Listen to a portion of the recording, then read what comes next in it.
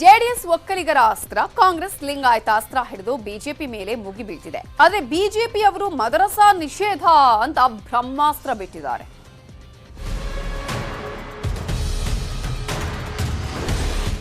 ರಾಜ್ಯದಲ್ಲಿ ಬಿಜೆಪಿ ಅಧಿಕಾರಕ್ಕೆ ಬಂದ್ರೆ ಮದರಸಾಗಳನ್ನ ಸಂಪೂರ್ಣ ಬಂದ್ ಮಾಡ್ತೀವಿ. ರಾಜ್ಯದಲ್ಲಷ್ಟೇ ಅಲ್ಲ, ಇಡೀ ದೇಶದಲ್ಲೇ ಎಲ್ಲ ಮದರಸಾಗಳನ್ನ ಮುಚ್ಚಿ ಹಾಕ್ತೀವಿ. ಇದು ಬಿಜೆಪಿ ನಾಯಕರ ಎಲೆಕ್ಷನ್ ಘೋಷಣೆಗಳು.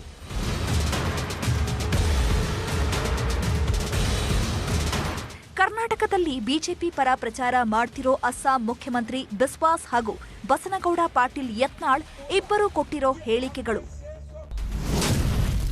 600 ಮದರಸಾ ಕ್ಲೋಸ್ ಮಾಡಿಸಿದ್ದೀನಿ. ಇಡೀ ದೇಶದಲ್ಲಿ ಮದರಸಾ ಮುಚ್ಚಿಸಬೇಕು. टीवी का एंकर ने मुझको बोला कि आपने 600 मदरसा बंद कर दिया, आपका इरादा क्या है? मैं बोला भैया मैं अभी 600 मदरसा बंद किया हूं, लेकिन मेरा इरादा है सारे मदरसा बंद कर देने का, वो मेरा इरादा है. ಮದರಸಾ ಬೇಡ, ಕಾಲೇಜುಗಳು ಬೇಕು.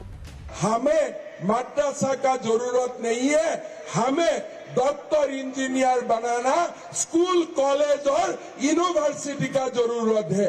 ये नया भारत का मदरसा का जरूरत नहीं है. ಮದರಸಾ ಮುಚ್ತೀವಿ ಅಂದ್ರೆ ಇವರಿಗ್ಯಾಕೆ ಸಿಟ್ಟು?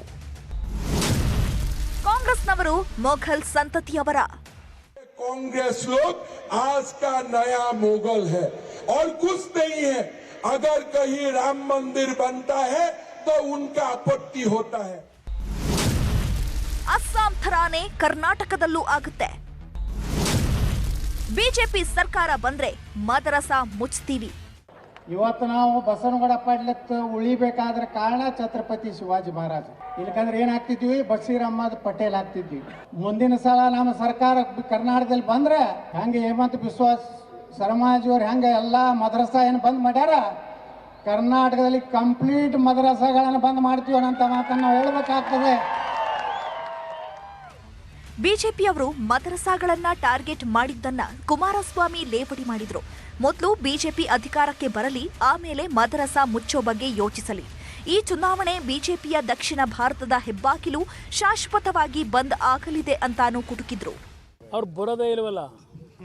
ಈ ಬಾರಿ ಕರ್ನಾಟಕದಲ್ಲಿ ಬಿಜೆಪಿ ಈ 2023 ಚುನಾವಣೆ ಶಾಶ್ವತವಾದಂಥ ದಕ್ಷಿಣ ಭಾರತದ ಹೆಬ್ಬಾಗಿಲು ಅಂತಾರಲ್ಲ ಕರ್ನಾಟಕ, ಈ ಹೆಬ್ಬಾಗಿಲು ಸಂಪೂರ್ಣ ಕ್ಲೋಸ್ ಆಗ್ತದೆ.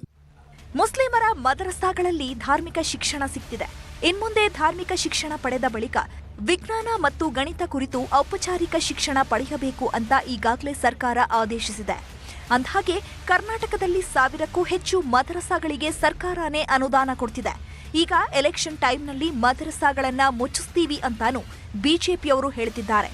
ಒಟ್ನಲ್ಲಿ ಬಿಜೆಪಿಯವರು ಮತ್ತೆ ಧರ್ಮ ರಾಜಕೀಯಕ್ಕೆ ಕೈ ಹಾಕಿದ್ದು ಎಷ್ಟರ ಮಟ್ಟಿಗೆ ಲಾಭ ತರುತ್ತೋ ಏನೋ. Bureau report, news 18.